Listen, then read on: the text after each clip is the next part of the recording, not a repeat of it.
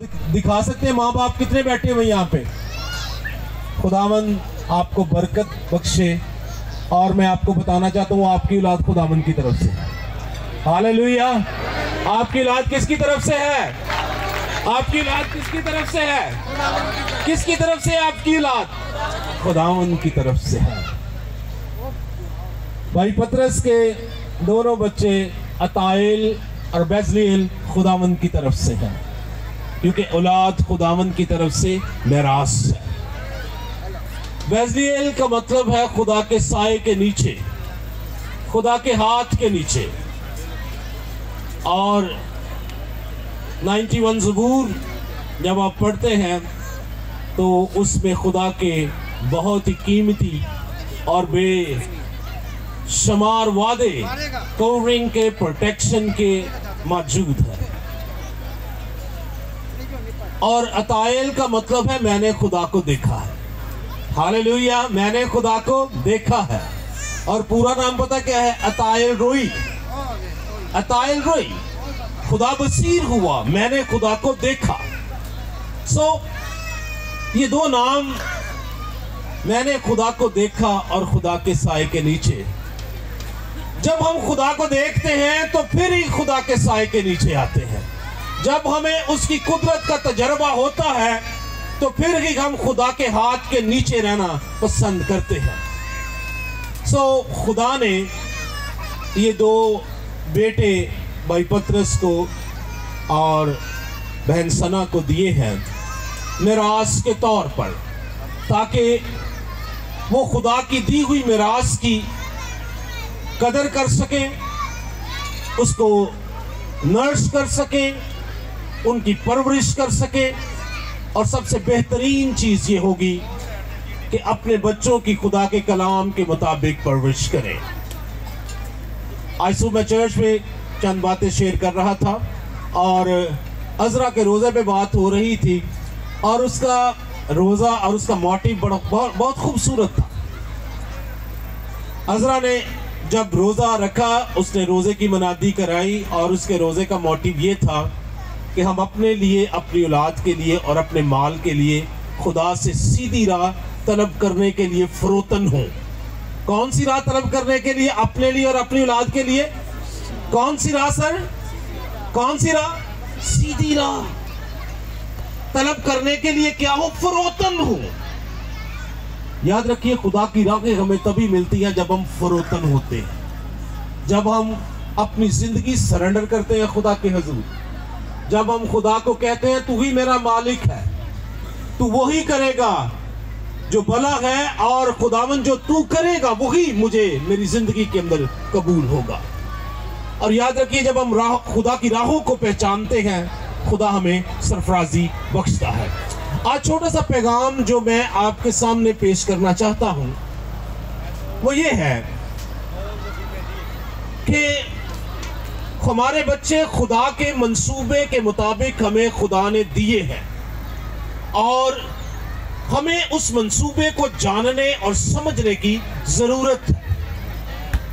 इंसाल के अंदर एक बात इंसाल की किताब लिखने वाला हिकमत का बादशाह करता है और स्पेशली बाप के साथ वो बात करता है और कहता है कि जिस राह में तेरे बेटे ने जाना है उसमें उसकी तरबियत कर। जिस राह में तेरे बेटे ने जाना है या जिस राह में तू उसको ले जाना चाहता है। हम बाज़ औक़ात बच्चों को जब बच्चे पैदा होते हैं तो हम कहते हैं हमारा बच्चा ये बनेगा, ये बनेगा, ये बनेगा, लेकिन हम अपने बच्चों की उस वे में तरबियत नहीं कर पाते और हम उस पर्पस को, खुदा के उस मकसद को भी अपनी लाइफ से मिस कर जाते हैं। ज़रूरी है हम खुदा से जाने, समझें और अपने बच्चों की तरबियत जो है वो खुदा के कलाम के मुताबिक करें। औलाद जिम्मेदारी भी है। औलाद क्या है जी? खुदा की तरफ से माँ बाप की क्या है? जिम्मेदारी है। मिरास किसकी तरफ से? खुदा की तरफ से है। और जिम्मेदारी ये है कि हम खुदा के कलाम के मुताबिक और खुदा की मर्जी के मुताबिक उन्हें नर्श करें, उन्हें पालें, उनकी तरबियत करें और उन्हें उन रास्तों पर ले जाएं जिसमें खुदा की मर्जी और खुदा की खुशनुदी है। बाइबल मुकद्दस में से आज मैं एक स्टोरी आपके सामने रखना चाहता हूं, एक शख्स की पैदाइश की स्टोरी और उसके माँ बाप का रिस्पॉन्स।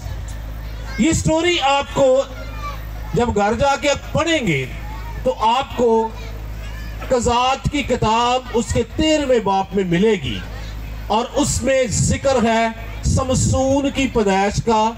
और समसून जो था वो इस्राएल में काजी हुआ और हम उसके बारे में बहुत कुछ जानते हैं। उसकी एक मूवी भी आपने देखी होगी, सैमसन और दलैला, वो फिल्म भी आपने देखी होगी। मनोहा और उसकी बीवी और उनके कोई औलाद नहीं थी और उसकी बीवी बांझ थी और वो खेत में काम कर रही थी। और एक दिन उसे एक शख्स मिला, खुदा की तरफ से एक फरिश्ता, एक शख्स उसे मिला और उसने उससे कहा कि अगले साल तेरे बेटा होगा, नेक्स्ट सीजन में, नेक्स्ट ईयर तेरे बेटा होगा। You have a child, you have a son, तेरे क्या होगा, बेटा होगा। और वो खुदा का नजीर होगा और ना तो कोई नशा आवर चीज या मैं पीना और ना उसके सर पर जो है वो उस तरह परवाना। ये खुदा की तरफ से उनके लिए हुक्म था। और उसकी बीवी जब शाम को अपने हस्बैंड से मिलती है तो वो अपने हस्बैंड को वो बात बताती है। उसके हस्बैंड का नाम मनोहा है।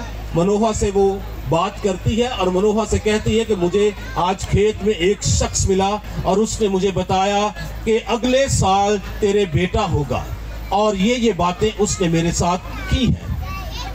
मनोहा का रिस्पांस बहुत ही जबरदस्त है।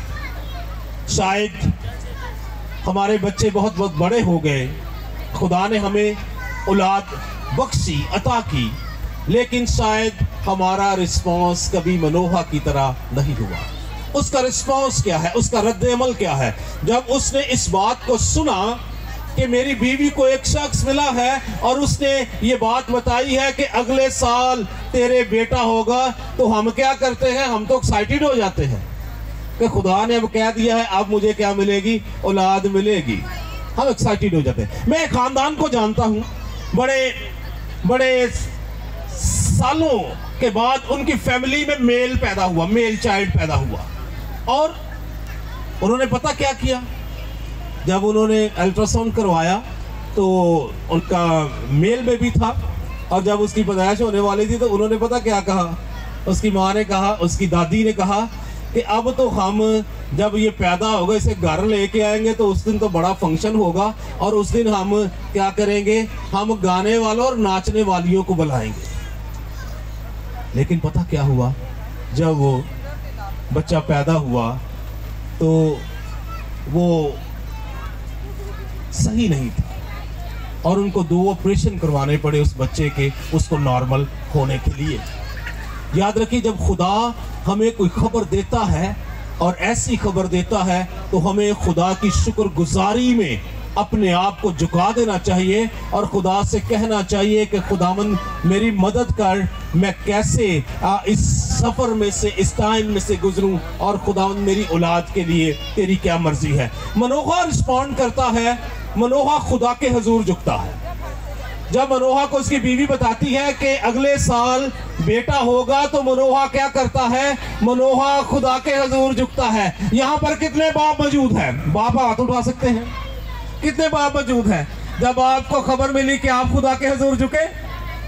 बहुत कम होंगे, बहुत कम होंगे जो खुदा के हजूर झुके होंगे। और उसने कहा, उसका रिस्पांस देखिए, वो खुदा के हजूर झुका और उसने कहा क्या खुदावंद उस शख्स को वापस भेज, वो हमें बताए कि हमने किस तरीक में अपने बच्चे की परवरिश करनी है।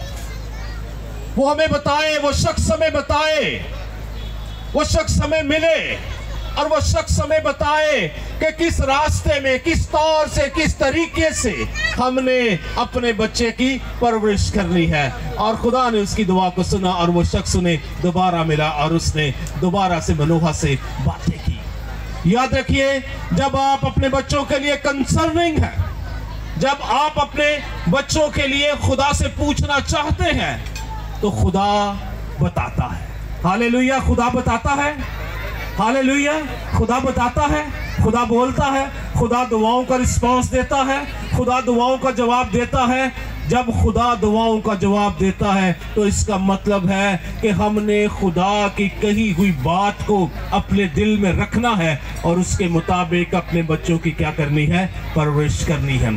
आज शाम मैं पतरस को और सना को यही कहना चाहता हूँ, खुदा ने आपको बड़ी बड़ी बरकत दी है। हालेलुया, खुदा ने बरकत दी है आपको। इन बच्चों की परवरिश खुदा की मर्जी से कीजिए।